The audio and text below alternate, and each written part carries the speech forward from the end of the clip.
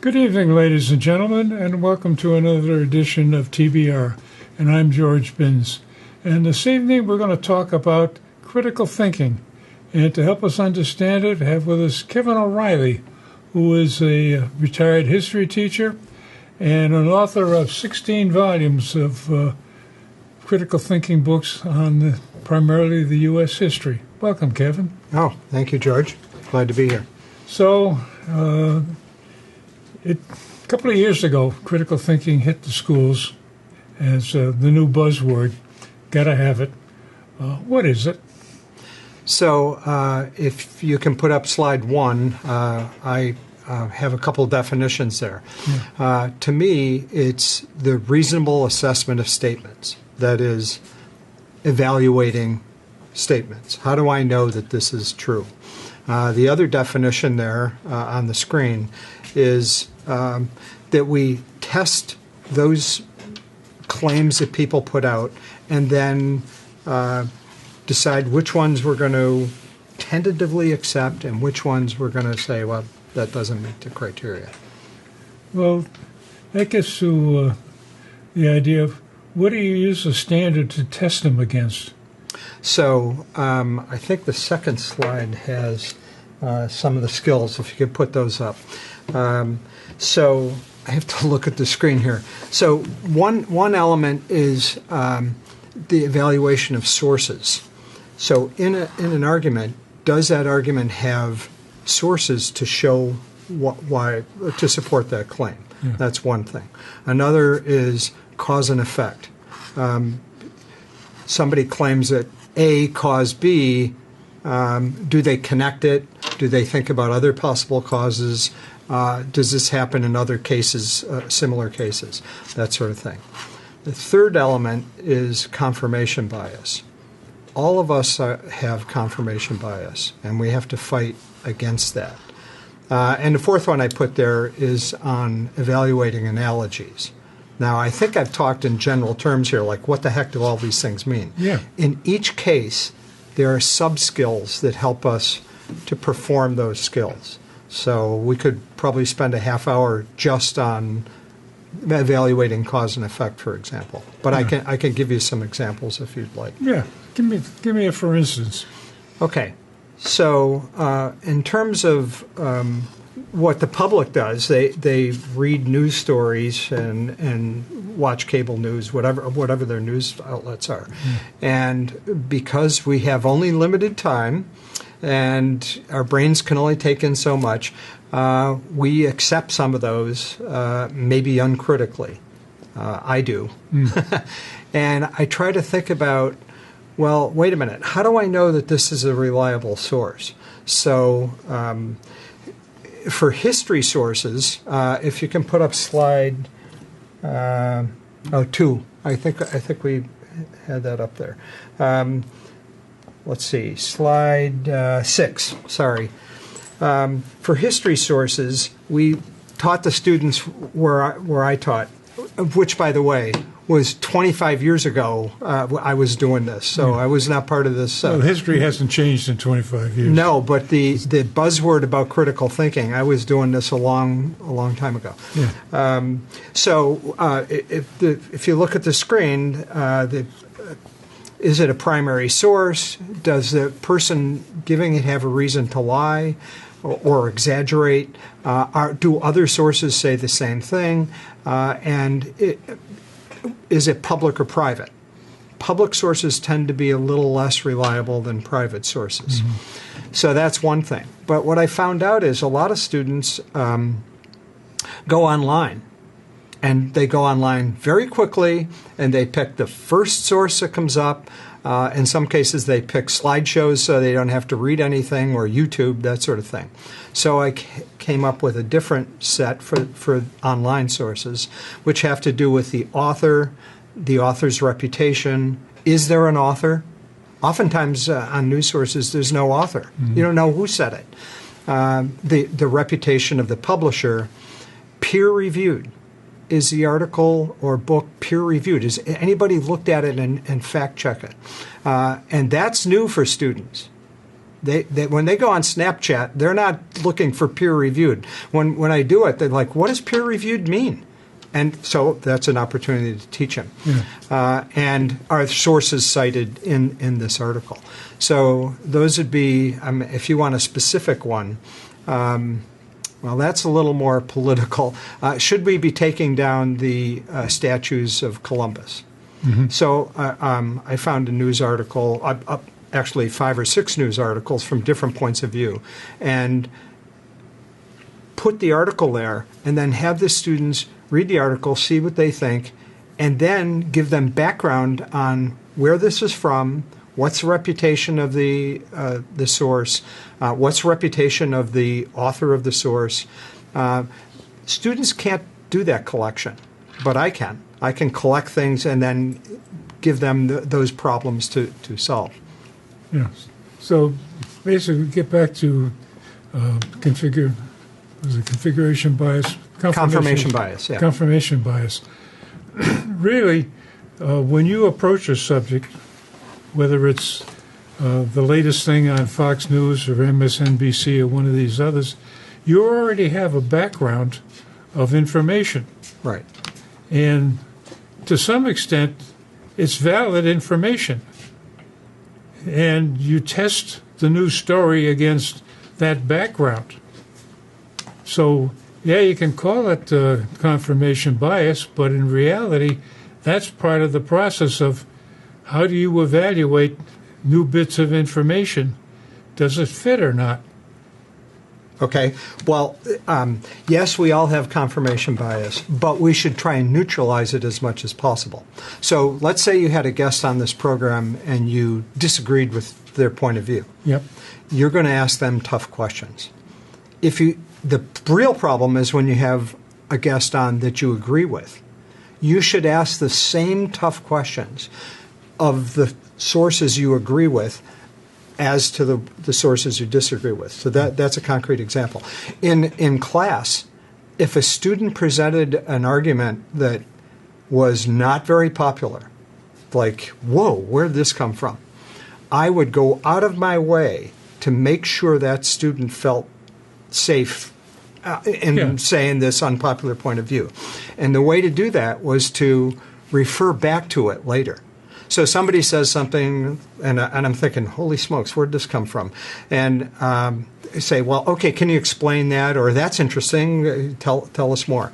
Later on in the conversation, I might say, well, let's go back to George's point that he raised earlier. And that's like giving out candy. Because now the student has been recognized later on. I always wanted to protect the minority point of view in class so that people would hear those different points of view. And so as a teacher, I was always working with my confirmation bias. Like, I don't agree with this, but I need to protect the student and in the sense of protect the idea that people should be able to interact with those ideas. Well, to some extent, you have to explore the idea to find out, is it good or bad? Is it something that I should change my thinking about Correct. Or not? Yes. And that's the tough decision to make when you get a new thought, a new concept, or a new bit of data, and what does it do to essentially your book of knowledge that's stuffed in your ear, between your ears? Absolutely. No, that's really important. So if you go to slide 3, because critical thinking is more than just skills. It's also about trying to learn the truth, not win arguments. Yeah. The critical thinking that we do should be in our own heads. So what is my confirmation bias here? What do I need to do to be more neutral on this? I agree with it, but gee, I should ask about what sources they used, because I would do that if I didn't agree with it. Mm-hmm. So it's about humility. It's not about certainty. It's exactly what you just said. We need to, as new information comes in, say, let me think about that. I mean, I was dealing with 16-year-old kids, and I learned a lot by being open to the kinds of things that they said. So critical thinking isn't just about skills, it's about attitudes. And that attitude of open-mindedness, of seeking out points of view that I don't agree with. How do you test your assumptions unless you talk to people that have different points of view? Because they will question your assumptions. Mm-hmm. And that's how you can learn. At the end of the day, if you've learned something, that's better than winning an argument. Yeah. Well, I think part of the issue is the emphasis on arguments. And really in a classroom situation, to my thinking, the ideal is you're trying to accumulate new information or new ways of thinking about things. So it's not an argument that you got to win or lose, like you go to court and you got two lawyers that have a bias on what they're doing because they got to defend or present the case for their client. Right. So history provides an ideal vehicle for critical thinking in the sense that on most topics, not all topics, but on most of them, students don't have any emotional investment. Yeah. So they can look at it in a somewhat neutral way. They immediately start making judgments, okay, because that's how people, human beings operate. But it's relatively neutral compared to news stories today. Yeah. If we teach students how to do this in the history context, they will have skills and attitudes that will make them, hopefully, better citizens, more savvy news consumers that think about. I mean, I had a student say, well, that's about something that just happened. And said, well, that's interesting, but I'll bet you there's another point of view. That's an epistemology, a point of view, a worldview that's really, that's what I'm striving for. That students will know that reasonable people have different points of view, and that when somebody advances a claim, you need to be saying, well, that's interesting. Where did you get that information from? What was your source? And a lot of times it'll be, I don't remember. Yeah. But that's you can't do it with everything. But in school, you can teach students the habits of going through that process on things that are near and dear to their hearts. Well, as I mentioned at the beginning, you've written 16 volumes on various aspects of U.S. history. What is the goal of each one of these volumes? Is it to give them the straight story? Goodness, no. Well, why not? What? Well, the straight story, it's because there's not one story. What I'm trying to do is build their skills while they're learning content. Mm-hmm. So I've got a slide on this. It's slide, well, let's try 4. It's either 4 or 5. Okay, so the problem, so I want students to engage in problems. Mm-hmm. I don't want to be talking at them. They're watching me think then. It can be helpful, actually. You can model thinking. So a certain amount of that is okay. But most of the time I want students to be engaging in problems. They get something and they have to, and I'll show you in a second. So, for example, how reliable are these sources? Or who makes the best cause and effect argument? Can you go to the next slide, please? Okay, on the left-hand side is a kind of typical. I don't want to stereotype the way other people teach. Yeah. So I'm oversimplifying the conventional approach, where I tell you information, you learn it, you give it back on a test, and I give you a grade. Okay, that's not what I'm trying to do. Well, that's the way I went through school. That's the way it used to be always. That's the way I went through school too. Yeah. So So the example I have on the screen is that the teacher explaining that the Tea Act had something to do with was an important cause of the American Revolution. You'll remember the Tea Act was something that stirred the Boston Tea Party. Yeah. And Americans were really terrible. Yeah. They thought it was awful, and it contributed to it. I could explain that to the students. But on the right-hand side, you'll see it gives them 3 arguments of why the Tea Act was an important cause. And they have to pick out the one that makes the best connection between the Tea Act and the American Revolution. Mm-hmm. So what happens? In the conventional way, they learn content. In this way, the problem approach, they learn content and a skill. So that's what I'm trying to do. I'm trying to get them to see that different people have different points of view on many topics. Yeah. And to teach them the skills of how to deal with those. When they find out that historians disagree on some topics, and you ask them, okay, which one do you think is strongest? They'll say, A. Why? I don't know.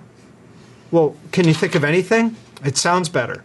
Well, is there anything in there that they don't know what to do? Yeah. So teaching them the skills will transfer, hopefully, over to reading the news today about whatever's in the news. So that's really one of my goals. Remember, this is supplementary. It's not like we're going to do it every single day, although I did a lot. The books are... You would think of them like a menu, and the teacher selects from the menu. Oh, I'm doing the causes of the American Revolution. Oh, I'll do that problem where they have to decide which is the best explanation of the cause and effect. So teachers pick from the menu things that they want to focus on critical thinking. If you ask teachers what critical thinking is, or the general public, you will get a different definition from every person you talk to. It's hard to agree on what we think by critical thinking. So at the beginning of the books, I say, this is what I think critical thinking is, based on researchers that have talked about it. Well, you get to the point of the issue that there's a lot of different points of view being added into the school curriculum. And if you want to get into the history one, the 1619 program is the classic one right now of somebody taking a point of view and introducing that such that it's radically different than the way history was taught when I heard it. And me. And you. And all of a sudden, you get this totally different perspective. Is there an agenda behind it? What's the agenda? I mean, these are the kind of questions that all of a sudden you've got to ask, and that's a good example to work on. And I like your concept that, okay, now if you can do this for history, which is pretty well documented, you got different points of view, but it's documented. Mm-hmm. Now you can take that same approach and listen to the nightly news, and is that really what he said? And if he said that, what did he really mean? Mm-hmm. So I can see that sooner or later you got to get into the question of how do you evaluate the data? Right. And how do you get to the point of saying that's the true story? Or maybe that's the best story. You can never get to the true story. Correct, yeah. I think that's true. We are all seeking the truth. We're trying to get as close to the truth as we can. Yeah. But Salem witch trials, new information comes out, new evidence, and you get different interpretations. So I brought up interpretations. The 1619 project is an interpretation, and I have stuff in there about the 1619 because a bunch of historians wrote a rebuttal to it called the 1620 project. Yeah. And so I put both of those in. So I look for, let me back up. Most of the interpretations I have are by mainstream historians, they're professional historians, and they get the evidence and they disagree, but they're trying to get at the truth. Some people are a little less than professional about it. They cherry pick evidence and all that. And I want to put them in too. I want students. So how do you know what a good argument is? Well, partly by looking at bad arguments. Yeah. So I want to make sure that students get that. So I included stuff from the 1619 project, from Howard Zinn, who's very popular with teachers, and Jarrett Stepman is a conservative person who's I'd say on the fringe, but who knows? Yeah. But I want to include them because they're going to run into these maybe at some point. So most of them are mainstream. If you put up slide 7, so this the book on the left is a it's a history book on slavery, and the book on the right is a different point of view on slavery. And I take those, and I made the one by Elkins on the left into Interpretation A, and you see that's what the arrow down is what I came up with. The students can't read these books. There are too many of them. Oh, yeah. So I see my role is taking them and summarizing them and putting the evidence in. There are footnotes in those so they can look at the sources. These are mainstream historians. They just disagree. Yeah. So most of it is on the regular historiography. I could put 8 books on the Salem witch trials and books on the Lusitania and all that. And this provides the teachers, with the opportunity to introduce to the students that people have different points of view through history. So they're prepared for being citizens in that way. And they get to think for themselves. I've had students say to me, I love your class because I get to reason with what I'm seeing there. Yeah. You're not talking to us, you're giving us problems.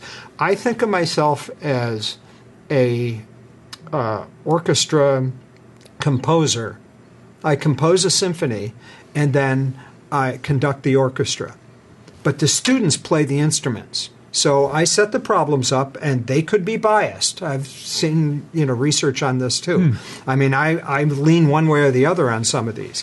Hopefully I'm as neutral as possible, but we all struggle with this. Yeah. But I loved being a teacher to create these lessons and then conduct the orchestra and see how they come out. So it's a lot of fun as a teacher too. The phrase I've used a long time ago was that I'm in the middle of the road relative to my standards. And that's really what it comes down to is you recognize that there are people to the left of you and people to the right of you, and they have a different point of view for maybe different reasons. And because of a different background, a different experience. Right. So you run into this problem in the school system that you got a bunch of kids from a wide dispersion of backgrounds, experience, knowledge, language skills, and that's where they start. And we got to get them talking to each other so they can hear the assumptions and the perspectives that their classmates have. I have a funny story on this. We had 2 exchange students in our class.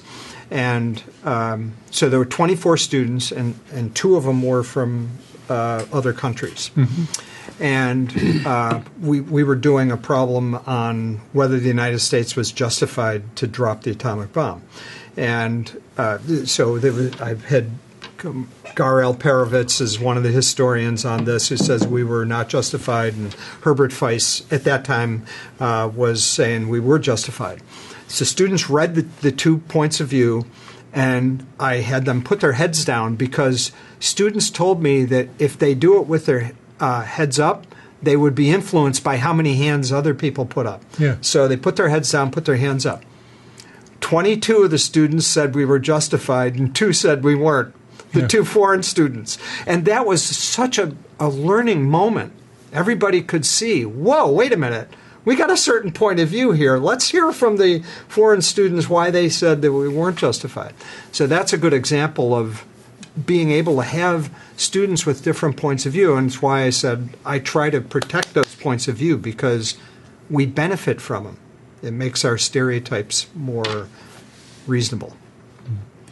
Well, did you get an answer from those two students why they... Oh, yeah. No. And then the other students said, well, why? And we went into the arguments were about 1 page each, but they had footnotes. Yeah. So the students who said, we were not justified said, look at footnote 2 in Historian A. That shows that we weren't justified. Oh, no, that doesn't show that because that was a secondary source, and they didn't really have the evidence about what the Japanese were doing in the 3 days before the bomb was dropped. So that's the kind of thing when you go out as a teacher, you go out of class, you go, let me tell you about my class today. Yeah. They were arguing about whether this footnote was better than that footnote. And so had those students not been there, I don't know how good the discussion would have been. Yeah. By the way, I tended to give the students the argument I thought they would disagree with first.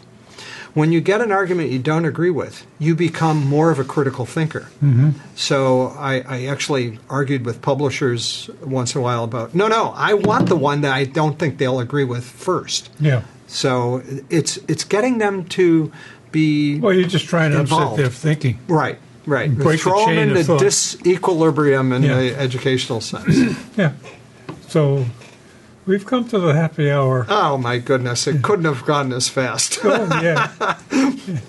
Well, it's fun. And you get into these discussions, and, there's a lot of stuff going on. It's like you mentioned that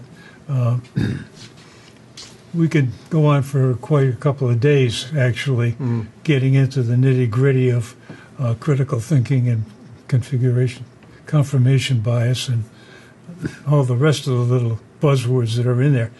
And maybe we should do another one, have it some more. But anyway, ladies and gentlemen, again, thank you for watching. And you'll notice at the end of the credits, there's my email address. If you've got some questions, comments, or discussion you want to add, please feel free. And if you've got a point of view that you'd like to express, there's always room for you at the table. And thanks again for watching, and stay tuned. We'll be back.